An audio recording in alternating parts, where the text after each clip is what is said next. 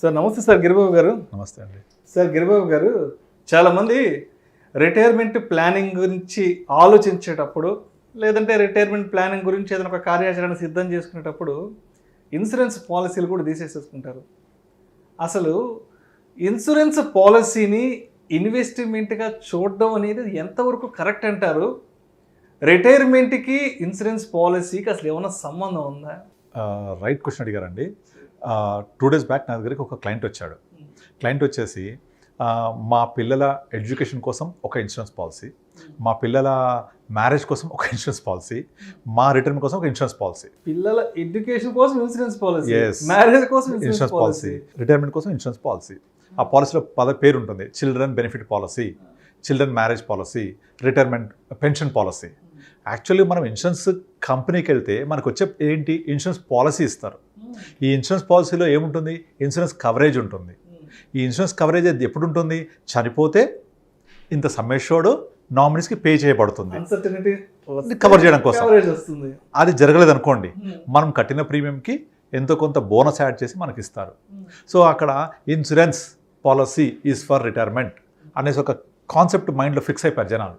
నాకు పెన్షన్ కావాలంటే pension policy తీసేసుకోవాలి, పెన్షన్ పాలసీ తీసుకున్నా నాకు పాలసీ ఉంది, పెన్షన్ పాలసీ ఇది వచ్చేస్తుంది. కానీ ఇక్కడ మిస్ అవుతున్న ఇంపార్టెంట్ పాయింట్ ఏంటంటే, ఇప్పుడు మీరు నార్మల్గా ప్రభుత్వ లెక్కల ప్రకారం ఇన్ఫ్లేషన్ 6-7% ఉంటుంది. కానీ రియల్ ఇన్ఫ్లేషన్ అంత ఉందా? చాలా ఎక్కువ ఉంటుంది. మీరు ఎడ్యుకేషన్ తీసుకోండి, మీరు చదువుకున్నప్పుడు కట్టిన ఫీజు ఏంటి, ఇవాళ ఫీజులు ఏంటి? హెల్త్ ఇన్ఫ్లేషన్ తీసుకోండి, అసలు ఏమన్నా పొంతనుందా? ఈ రోజుల్లో 5 లక్షలు అనేది నథింగ్ కదా. అట్లే మనము నార్మల్గా ఇప్పుడు మా ఫాదర్ సింగరేణి కాలేజ్లో వర్క్ చేసినప్పుడు 275 to 300 rupees per month salary. It was around 35-40 years back. ఇవాళ ఆ 300-400కి విలువ ఉందేమన్నా? అసలు ఒక రోజు కూడా మనం బ్రతకలేం. అదే మీరు ఈరోజు ఒక common man, wife and husband, ఒక 2 పిల్లలతో బ్రతకాలంటే కనీసం హీనపక్షాలు 40-50 ఉండాలి, అవునా? మీరు ఒక 35-40 years బ్యాక్ 1000 రూపీస్, ఇవాళ 50,000, అంటే 50 times పెరిగింది ఇన్ఫ్లేషన్. మీద పర్సంటేజ్ చూసుకోండి, ఇట్ ఈస్ చాలా ఎక్కువ. సేమ్ ఇదే విధంగా మీరు ఇవాళ రిటైర్మెంట్ కోసం ఒక పాలసీ తీసుకున్నారు. ఈ పాలసీలో ఏమవుతుంది? ఒక మెచ్యూరిటీ పీరియడ్ వచ్చినప్పుడు ఎవ్రీ మంత్ కానీ, ఇయర్ కానీ, క్వార్టర్లీ కానీ, యాజ్ పర్ ద స్పెసిఫిక్ ప్రకారంగా కొంత డబ్బులు ఇస్తూ ఉంటారు. ఎప్పటికి అంతే వస్తూ ఉంటాయి అవి. కానీ మన ఖర్చులు ఎప్పుడు అంతే ఉంటాయా? చాలా పెరుగుతూ ఉంటాయి. లైఫ్ స్టైల్ ఎక్స్పెన్సెస్ పెరుగుతూ ఉంటాయి.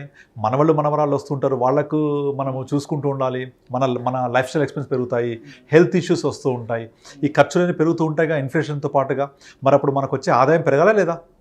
మరి ఆదాయం పెరిగే ఆప్షనే లేదు ఇన్సూరెన్స్ పాలసీలో. నెంబర్ 2, అసలు ఇన్సూరెన్స్ పాలసీ అనేది మనకిచ్చే రిటర్న్స్ని, ఇన్ఫ్లేషన్ని బీట్ చేయదు. అది ఏ ఇన్వెస్ట్మెంట్ కానీ ఒక థంబ్ రూల్ ఉంటుంది. నేను చాలాసార్లు చెప్పాను, ఇన్ఫ్లేషన్ని బీట్ చేయకపోతే ఆ రిటర్న్ అనేది, ఆ ఇన్వెస్ట్మెంట్ అనేది కరెక్ట్ కాదు. కనుక ఇన్ఫ్లేషన్ బీటెడ్ రిటర్న్స్ ఉంటేనే అది కరెక్ట్ ఇన్వెస్ట్మెంట్ అవుతుంది. మరి ఇన్ఫ్లేషన్ని బీట్ చేయదు, ఇంక్రీజింగ్ ఎక్స్పెన్సెస్ని కవర్ చేయదు. మళ్ళంటప్పుడు ఇన్సూరెన్స్ పాలసీని తీసుకొని నా రిటైర్మెంట్ ప్లానింగ్ అయిపోయింది అని ఫిక్స్ అయిపోతుంటారు. ఇది చాలా చాలా తప్పు. ఇలా చేయొద్దు. సింపుల్గా ఏం చేయాలి అంటే, మనకు ఒక కార్పస్ క్రియేట్ చేసుకోవాలి. ఈ కార్పస్ క్రియేట్ చేసుకోవాలంటే 2 కావాలి. 1 టైం కావాలి, 2 డబ్బులు కావాలి. టైం ఉందనుకోండి ఎక్కువ మీ దగ్గర, డబ్బులు కొంచెం పెట్టినా చాలు. కాంపౌండింగ్ ఫ్యాక్టర్ వల్ల చాలా ఎక్కువ అవుతాయి. టైం లేకపోతే the cost of delay pay చేయాలి మనం. కాస్ట్ ఆఫ్ డిలే వల్ల ఏమవుతుంది? ఎక్కువ డబ్బులు ఇన్వెస్ట్ చేయాల్సి వస్తుంది. ఇప్పుడు ఒక 35 to 40 years వచ్చిన వ్యక్తి 60 years వరకల్లా ఒక 5 కోట్ల కార్పస్ చేయాలి అంటే కనీసం ఒక 50,000 పైన ఎస్ఐపి చేయాల్సి ఉంటుంది.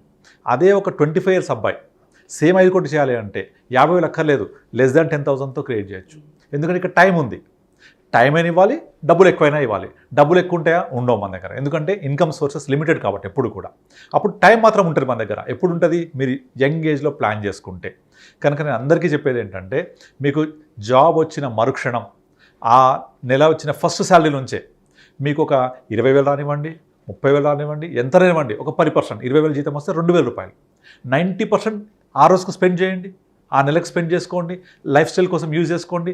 Living for the day is important. దానికోసం 90% యూజ్ చేసుకోండి. ఒక 10% తప్పనిసరిగా మీ ఫ్యూచర్ కోసం పక్కన పెట్టండి. అది మీ ఇన్కమ్ పెరిగినా కొద్దీ, మీ ఎప్పుడు మనం ఇన్కమ్ 20,000 వెళ్ళినప్పుడు ఒకలాంటి ఎక్స్పెన్స్ ఉంటాయి, 50,000కి ఎక్స్పెన్సెస్కి అలా పెరుగుతూ ఉంటాయి. కనుక మన ఇన్కమ్ పెరిగినప్పుడల్లా మన ఎక్స్పెన్సెస్ కూడా పెరుగుతూ ఉంటాయి. కానీ సపోజ్ ఒక 2 lakhs ఇన్కమ్ రేంజ్కి వెళ్ళాం, అప్పుడు కూడా మళ్ళీ 10% కాదు, కొంచెం ఎక్కువ చేయాలి అప్పుడు. ఎందుకంటే కెపాసిటీ పెరుగుతుంది కాబట్టి. అలా దీన్ని ఏమంటారు? స్టెప్ అప్ ఎస్ఐపి అంటాం. అంటే మొదట 10% చేస్తే తర్వాత ఆ 10% ఇంకొక 1% యాడ్ చేయండి. అవును. అలా పెంచుకుంటూ వెళ్తూ ఉండి బై 45 వరకల్లా, అంటే 25లో స్టార్ట్ చేస్తే 20 ఇయర్స్లో definitely more than 4 to 5 crores corpus create చేసుకోవచ్చు. ఇక్కడతో అయిపోయింది. ఈ కార్పస్ని మనము SWP systematic withdrawal plan month withdraw చేసుకుంటూ మనకి ఎప్పుడెప్పుడు ఎంత కావాలి, సపోజ్ మనకి ఎక్స్పెన్సెస్ పెరిగితే we can increase hour SWP percentage. అలా పెంచుకుంటూ మన యొక్క రిక్వైర్మెంట్ నీడ్స్ని ప్రాపర్గా ఫుల్ఫిల్ చేసుకోవచ్చు. మళ్ళీ ఇన్సూరెన్స్ కవరేజ్ కావాలి కదా, అన్సర్టనిటీ కోసం టర్మ్ పాలసీ తీసుకోవాలి. టర్మ్ పాలసీ తీసుకుంటే ఏదైనా అన్సర్టనిటీస్లో ఏదైనా జరిగితే మన కుటుంబం వీధిన పడకుండా, అంటే ఎప్పుడు కూడా ఇన్సూరెన్స్ పాలసీ మనల్ని రిచ్ చేయడానికి కాదు, మన ఫ్యామిలీ మన తదనంతరం పూర్ అవ్వకుండా ఉండడానికి ప్రొటెక్షన్ కోసమే. దట్ ఈస్ అస్సలు ఇన్సూరెన్స్ యొక్క నిర్వచనం అది. ఫ్యామిలీ ప్రొటెక్షన్ కోసం ఉండేదే ఇన్సూరెన్స్ పాలసీ. మనం కార్కి ఇన్సూరెన్స్ తీసుకుంటాం ఎందుకు, డ్యామేజ్ అయితే పే చేస్తారు company, for that you will pay some premium. అలాగే మనకి ఏదైనా జరిగితే మన కుటుంబం ఇబ్బంది పడకుండా, ఆర్థికంగా మాత్రమే నేను మాట్లాడేది, ఇబ్బంది పడకుండా ఇన్సూరెన్స్ కంపెనీ ఒక పెద్ద మొత్తంలో ₹1 కోటి, 2 కోట్లు, 3 కోట్లు దాని యొక్క ఆ వ్యక్తి యొక్క ఇన్కమ్ లెవెల్ బట్టి ఆ కుటుంబానికి హెల్ప్ అవుతుంది. అప్పుడు వాళ్ళు తదనంతరం ఈ వ్యక్తి లేకపోయినా కూడా, కుటుంబ పెద్ద లేకపోయినా కూడా ఈ డబ్బులతోటి వాళ్ళ యొక్క శ్రేష్ఠ జీవితాన్ని హ్యాపీగా లీడ్ చేయొచ్చు. ఎప్పుడు ఈయన లేకపోతే దానికి టర్మ్ పాలసీ కావాలి. మరి ఈ వ్యక్తి ఉంటే ఇప్పుడు మనకు మోర్టాలిటీ రేట్ ఎంత ఉంటుంది, 2% ఉంటుంది మోర్టాలిటీ రేట్ నార్మల్గా. అంటే మామూలుగా మన లైఫ్ స్పాన్ వచ్చేసి 70-75 ఇయర్స్ వరకు ఉంటుంది అనుకుంటే, అందరం 75 వరకు 80 వరకు హ్యాపీగా బ్రతుకుదాం అనుకుంటే, మీకు actual requirement of money starts after 50-55 నుంచి. ఎందుకంటే ఇన్కమ్ లెవెల్ తగ్గిపోతూ ఉంటుంది, వర్క్ చేసే ఎనర్జీ లెవెల్స్ తగ్గిపోతూ ఉంటాయి. అప్పుడు మీకు రెగ్యులర్ క్యాష్ ఫ్లో కావాలి. అప్పుడు మీ ఇన్వెస్ట్మెంట్ ఆపేసి then you can start withdrawing systematic withdrawal plan. SWP ద్వారా విత్డ్రా చేసుకుంటూ మనకి ఎప్పుడెప్పుడైతే ఖర్చులు పెరుగుతుంటే అప్పుడు పెంచుకుంటూ వెళ్తూ ఉండాలి. ఇది ప్రాపర్ ప్లానింగ్. దీనికోసం స్టార్టర్లీ create the corpus, enjoy the return benefits. దీనికోసం కొన్ని మ్యూచువల్ ఫండ్స్ కూడా ఆఫర్ చేస్తున్నాయి. మన ఐసిఐసిఐ ఫ్రీడమ్ సిప్ అని, ఎస్బీఐలో మిత్రా సిప్ అని. వీళ్ళు ఏం చేస్తారంటే మనము ఎంత పే చేస్తామో అంత అమౌంట్కి into 3 times, into 5 times, into 10 times depending on the period మనకు ఎస్డబ్ల్యూపీకి గ్యారంటీ ఇస్తూ ఉంటాయి అన్నమాట. అలాంటి మంచి ఫండ్స్లో పెట్టుకొని మన యొక్క రిటైర్మెంట్ లైఫ్ని గ్యారంటీ చేసుకోవచ్చు ఈ విధంగా. అంటే నా corpus definitely at the rate of 12-15% చొప్పున ఇవాళ ఇన్వెస్ట్ చేస్తే ఇంత అవుతుంది, దాంట్లోంచి నేను ఎవ్రీ మంత్ ఇంత విత్డ్రా చేసుకుంటాను.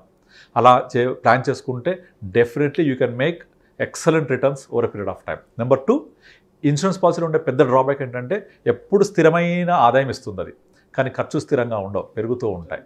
దాన్ని కూడా మనం ఓవర్కమ్ అవ్వచ్చు.